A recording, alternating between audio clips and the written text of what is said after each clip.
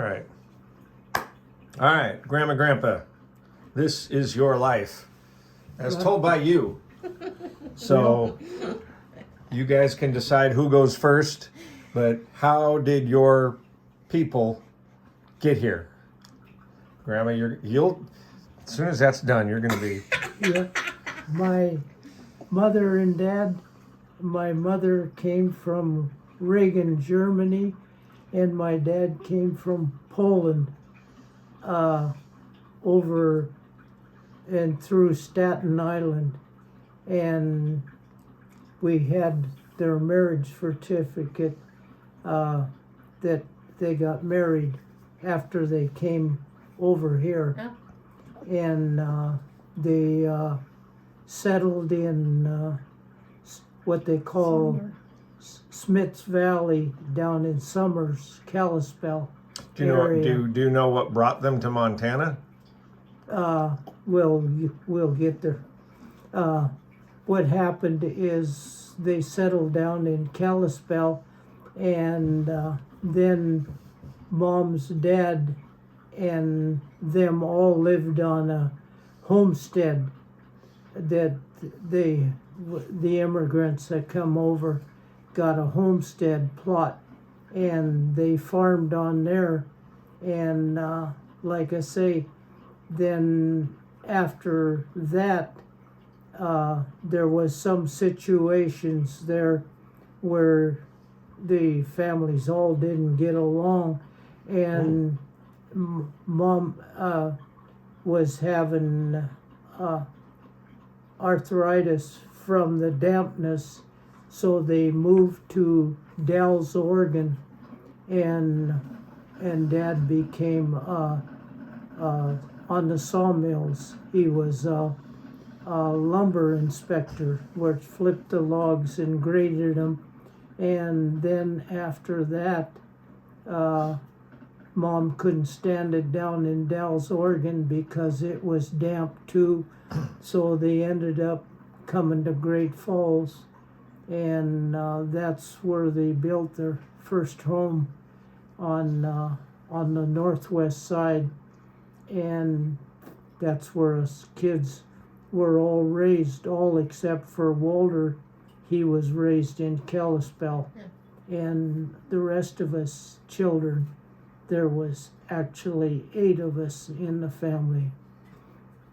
And like I said, it's Dad went to work for the WPA, which was we poor A's, What? basically. And he had a Model T that he used to drive to the job, and they built roads and stuff like that.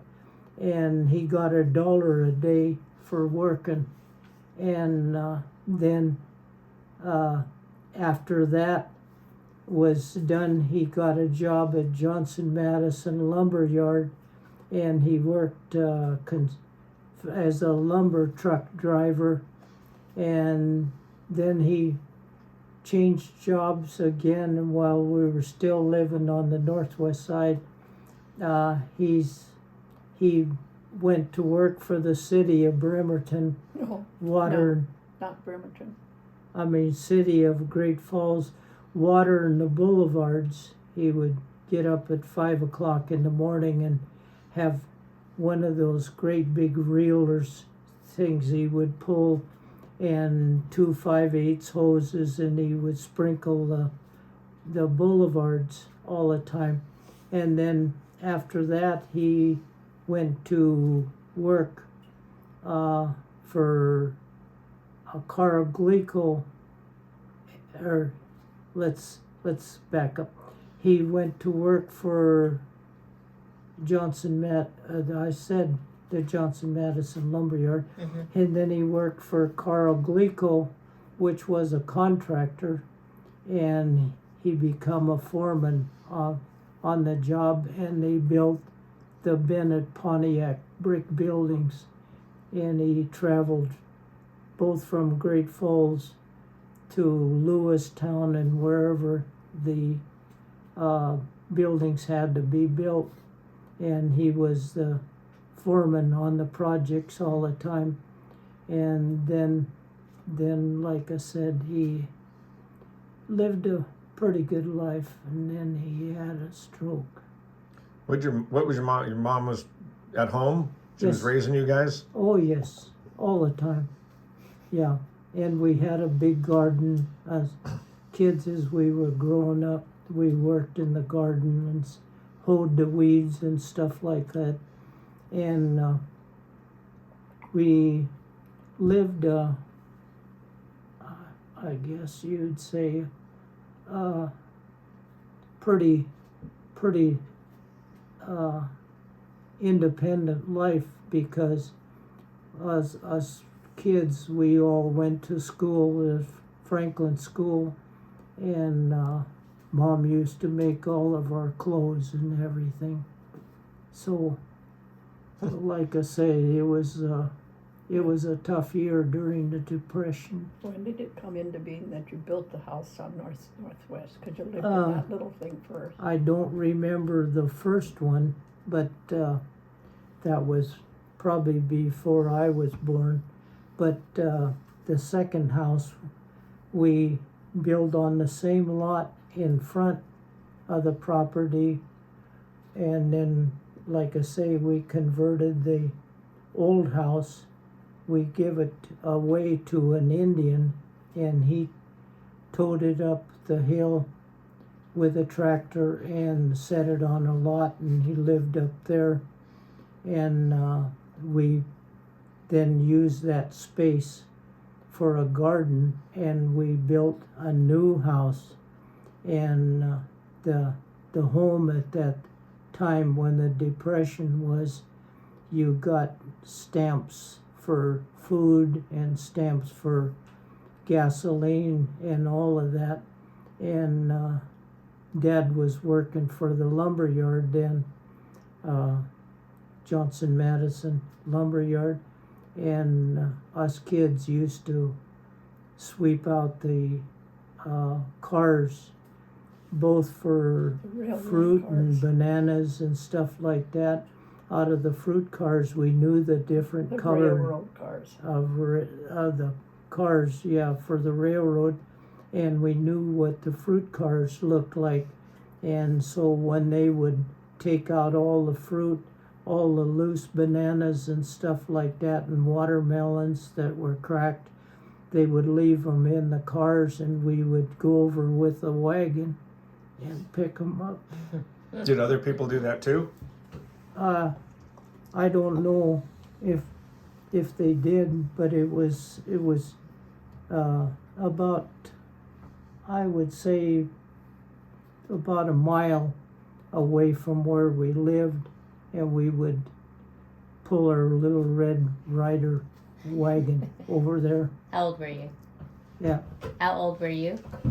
I was about 10 to 12, and between 9, I would say maybe 9, 8, 9 to 10, Right. because I started working when I was 12. But Did you had 8 brothers and sisters. How big was your house? How many bedrooms? How many The bathrooms? first house, remember that one was just it was just a small house, like because one it was built on railroad ties, and when Dad gave it away after we built the other house, then they hooked onto a cable onto the whole house, and they pulled it up the alley with one of these crazy. tractors with the spikes on them, and they drug it up almost 2 blocks up the alley to another lot, and that's where it probably sits today. it was probably was like 1 bedroom, 1 bathroom, and 1 kitchen It for all 8 of them. it For all was 8 of them. even the house we built that's still standing today was 3 bedrooms upstairs, all right together. Right. And then they had a bathroom in between the second and third bedroom. And then the boys, at first we slept, the girls all slept in one bedroom, two this way and one this way. And then eventually we were finished out the basement, and then when the basement was finished, then we put 2 bedrooms downstairs, and the boys moved downstairs. And by that time, Polly was gone, and Rudy was gone. Walter was gone. So Rudy and Carl and I slept downstairs, and the girls slept upstairs. And but anyway, in order to build that house, we had swept out the boxcars that had cement in them, because you could tell they were gray cars. And we'd sweep the cars out and load the cement that we swept out of the cars, and we used that for a mixing trough. We built about a 10-foot by 4-foot wide, with a 2x12 on the sides, at the ends and the sides, and then we put tin on the bottom, and we'd mix the concrete in there to pour the foundation. All the brick was, we used tile brick at that time, which was like our cinder blocks today. And we built those, and then we had a coal furnace, and we used to go to Sand Coulee, and the coal was real shallow, so you just shovel off the dirt and then pick the coal and load it into a trailer that we had, that we built, and haul the coal and use the coal from Sand Coulee in order to operate the furnace with. And then eventually we got gas, and then we converted the coal-fired furnace to gas. And Mom used to, with the garden that we had when we moved that other house out, she used to can everything, and can meat and everything, because we basically lived off deer and elk and mutton and stuff like that. And I had a BB gun, and I used to shoot, when I was small, I used to shoot robins and sparrows, and Mom would cook them up, and we'd have chicken soup. Sparrow soup. Yeah, it was good. Robin soup. Yeah, robins. Hey, they got a lot of meat on their breasts, them suckers. But we used to go underneath the bridge and at night, and have a gunny sack and a flashlight, and we'd shine the pigeons in the eyes and grab the pigeons, and then we'd have squab for dinner. And Grandma, what about you? What do we? I don't have anything to say. Yeah, you do. Where'd your parents come from? How did your parents end up in Montana? I can't answer all those questions. I have no idea how they come to be there. Dad was, as far as I know, he came from Kansas City or someplace, and he was raised in Utah, and then he joined the Navy. And my mother, her family homesteaded in Havre up in the Bear Paws. Chinook Mountains. Chinook Mountains up there, and homesteaded from her family to the family that was before that. I know that, so they were there a long time, and that's where she was born and raised and went to school, and anyway, and then I think she was working for a place in Great Falls called Murphy McClay's, I think it was called. Yeah, hardware store. Somehow she and Dad met up. He was in the Navy by that time. Great Falls, a big Navy port. No. I'm kidding. How did he end up there? Well, that I can't answer you, Thomas. How maybe he was off on one of his weekends or something, and you know the guys. I don't know. Well, let me take this. This a possibility, okay? Because his mother and his father were living in Great Falls. Because my great grandfather, who I never knew, he was actually a janitor at the first Longfellow School, which is old. I actually went to school there. And he was a janitor there in the beginning, but like I said, it was before me. Anyhow, so they had to have been there, and so they came there with his family, obviously. And because Uncle Heine and Aunt Gertie and them were all there. And that's where Aunt Gertie met Uncle Frank, who came from Canada. Anyway, like I said, but how they ever really met up, us kids meaning me, my sister Rosemary probably would have had information to that stuff. I don't know even if she would have, but anyhow, they did. They met somehow, and they, they courted for a while, and then they ran off to Fort Benton one Friday or Saturday morning, Sunday weekday mass time at the old people in Fort Benton in a country church were having mass, and the two of them walked in there, and they asked the parishioners first they asked the priest, he said, would you marry us? Well, do you have any stand-ups? Well, they just took the people that were at the mass, yeah. And they stood up for them, and they got married. No, it's like getting eloped. Kind of, I guess, so that's okay. yeah. So that's my knowledge of things. I have none. What was your childhood like there? I had a good childhood. Dad, Mom, as Henry's parents did, she sewed everything that we had, I mean, and that was beautiful. I miss not taking the time to learn that better. But anyway, so, they never really made it like that they didn't have anything, even with all of us. We had one house that had their bedroom on the main floor, and we had, which called 2 bedrooms upstairs. Us girls slept How many up. siblings? Sorry, how many siblings? I had 3 sisters, and I had 3 brothers, okay?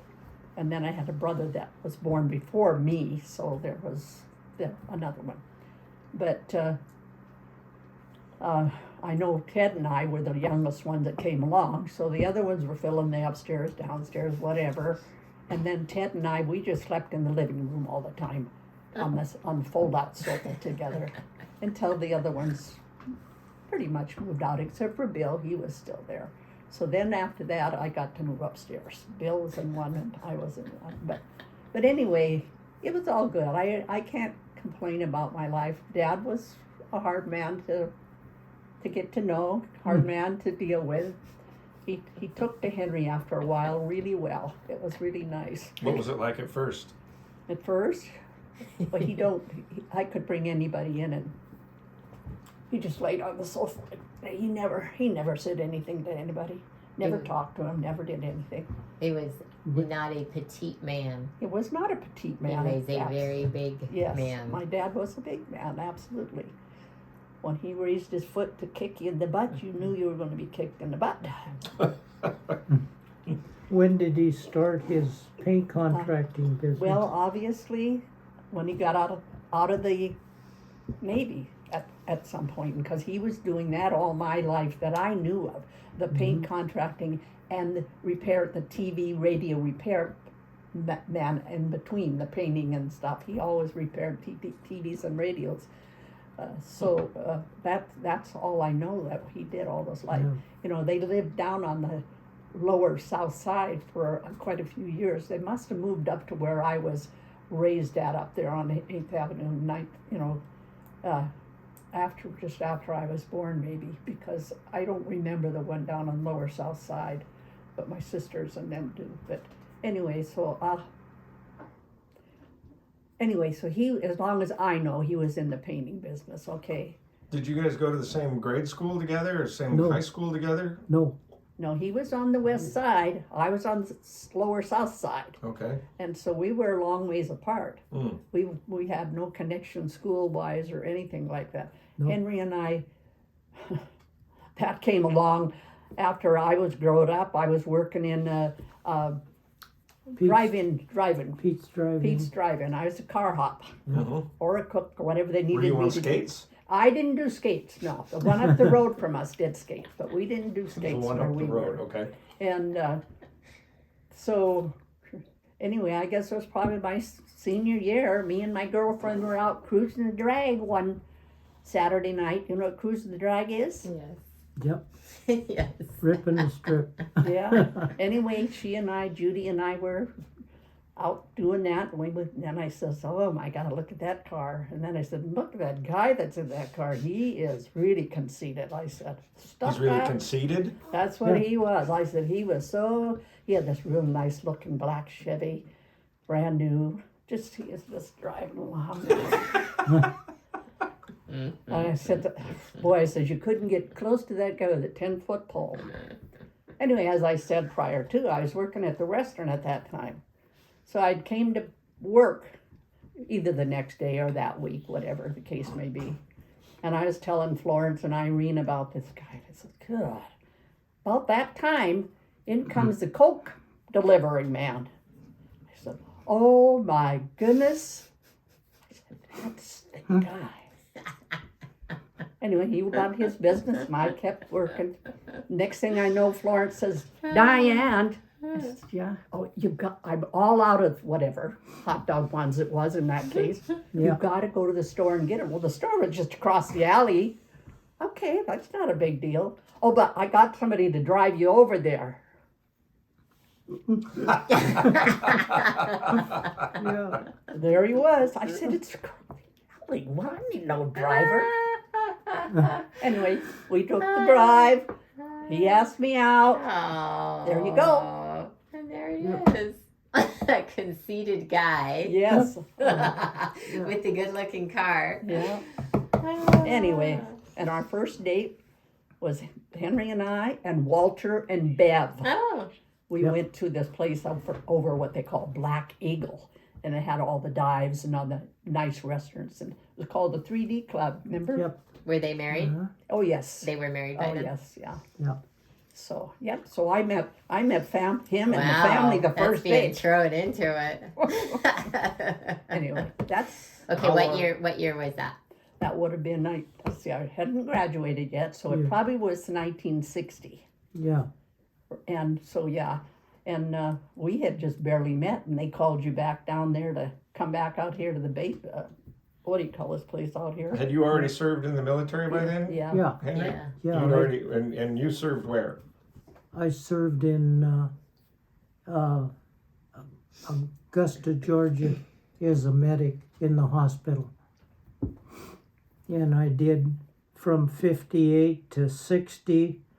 And then when I got out in 60, Kennedy was in presidency and they had the Berlin crisis. So they called back all the regular Army personnel for special MOSs, and I had a medical MOS, so they called me back in 60, and then I worked at the 35th Engineer Dispensary over on the North Fort, and with the 100, Madigan, is that what's called? Fort Lewis. no, it was Fort Lewis. And then at the 113th Engineer Battalion out of Camp Murray, Utah. And I was in charge of the dispensary for over there. And then we used to go out and field trials and stuff like that. But then I got back out in 62 when Before that, they really. disband. Well, I went in 60 and 61. Okay, the second time you got out. That's right. Yeah. Okay. 61, I got out, and then I went back to the Coke factory, and that's when then 62 Yeah, we got right. married When did you serve over in Germany though? With I didn't serve in Germany. wasn't Elvis in your in your company in, though? Fort Hood, Texas. I did. Oh, I was sent to infantry first, okay. and I did the 6 basic weeks of infantry, and I thought that's where I was going to be. And then after they evaluated all the individuals that went through boot camp, then they shipped me off to Fort Sam Houston to be a medic, and that's where I ended up from Fort Sam Houston to Augusta, Georgia, Okay. to a 1,100 bed hospital, and I worked intensive care right out of surgery. Okay. But you did serve with Elvis for a little bit. Oh yes, Elvis was all the time. Yeah, I was in Delta Company and he was in Charlie Company, and we would be mopping and buffing the barracks floors, and he had his gal driving his pink Cadillac down there around the quadrangle area, and he'd be sitting on the top playing his guitar, and we were buffing and scrubbing barracks floors. But no, he eventually, when he got done with basic, they moved him to Germany, and he went into what they call special services. Special service. And I'm So- a singer, singing. yeah, yeah, So when did you guys get married? What year? 62. 62. 62. And then you came out here when and why? 68 because the smelter went on wildcat strikes all the time, and Right after we got married, he was working for the smelter. Okay, Okay. the smelter. That's how that comes in. Okay, go ahead. yeah, and then the smelter kept going on wildcat strikes, and the last one I was working 2 service stations at $1 an hour to take care of the kids and stuff and make our payments. I bought the house before we were ever married. I bought a house, and so like I say, when the smelter went haywire, I worked 2 service stations. I worked in Enco with what's her name? Isted's, and then I worked on 10th Avenue South for a Texaco station till midnight, and we made a living. And they gave us That gas too. Yeah, and then like I said, it was during the strikes. We had bought a 16-foot bell trailer. We had bought it prior to the strike. Yeah, and so when the strike ended up, and the service stations I was working at, we moved the trailer to the Montana Power campground at Holder Dam, and then we lived there for quite a while. With the 2 boys. You had Eric and Alan? Yeah, Yeah, we had them too, And- Ben. Yeah. Unbeknownst to me, I was trying to get a job myself, and I was expecting with you. I didn't know that. but anyway, we Wait, used so what happened to the house? You lost Okay, me. no. we kept the house, but we would go out there and, to save power and utilities and things like that. We Oh. would So they just go lived in live the in, campground. Okay. live They in still the live in the campground and try Because the smelter was just too unpredictable. It kept Well, going it straight. was It- it yeah. was It was on strike. unpredictable, you're right, but It it was was on- always on strike. It was on strike, and we used to live off of the fish and stuff. At the campground. And at the campground, we Mom's used to. favorite fish. That's why she doesn't like fish. Yeah, and Yeah. tell it. But anyway, then in '68, in '67, the Anaconda operations in Great Falls went on strike, and then It wasn't a wildcat this time, it decided to last. it was a full-blown strike, and so then they were offering a guy from a shipyard come over, and he was looking for pipe fitters for the shipyard. And then Hank we- put his hand up. we left and come up here Walter and and Ben rented. lived here at that time. Yeah, Oh. Okay, so there Yeah. was a connection already. yeah. Yes. And then we rented a house right above the Manette Bridge, and so we rented out our other house that we had in Great Falls. Thinking we would go And- back. Yeah, and like I said, rental property for not being close to it. It was vandalized so much, and so finally in 72, we decided that we was gonna stay here, and then we sold that property, and I bought the house and the lot for $10,000, $9,900. and then I sold it for the same Yeah. $10,000 That's okay. after renting it out Not a for negative. 6 years. Yeah. We Yeah. rented it out, so basically we got part of our money back, and then we invested in this place for $23,000 at the time in How much this house 60, Hard to 68. believe. Yeah, That's why I said it But- just scares me when I but hear when the I- things about. when I come to Yeah. the shipyard, I was working for $3.78 an hour is what we got, and we were banking money. Sure, if you were used to $1 an hour. Yeah, Yeah. And then you had 3 kids by Yeah. then. yeah, Well, Yes, when you but would have 4 by the time you bought this That's house. correct, Yeah. exactly. Yeah. Because you came along then the year we moved out here. Yeah. And then, guess what? yeah. And then there was 4. Yes. Did you miss Montana in the early years? Did you want to go back, or were you happy that you were out here? Did you adapt pretty well out here? Well, we adapted. We had to adapt. We didn't have an option, you know. We missed our family. That was our Right. big thing. We did family stuff all the time. So that was a big hard part. But the kids were doing well. The kids didn't know enough, you and Kevin especially.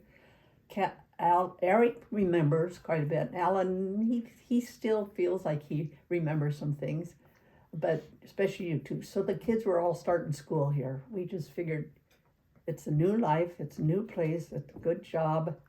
We're going to figure this out. And it was the best thing that ever happened to us, even despite the fact that you have to miss your family.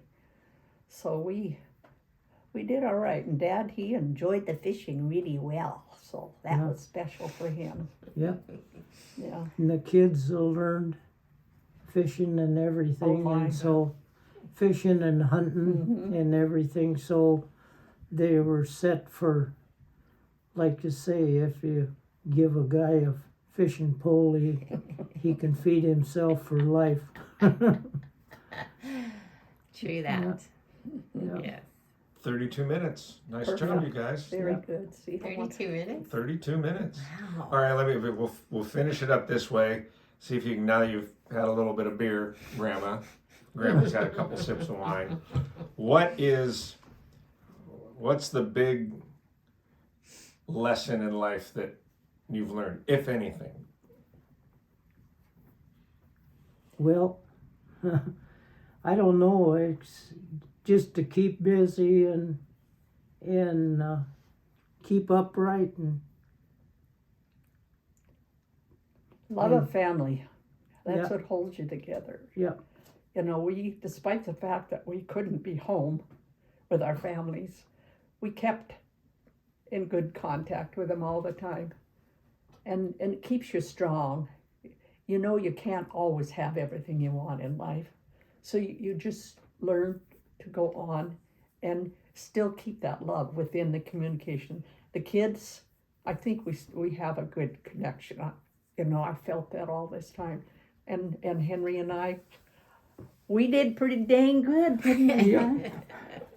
we're still upright. And our family just continues to look after us, I'll tell you. Just like last year with that beautiful 60.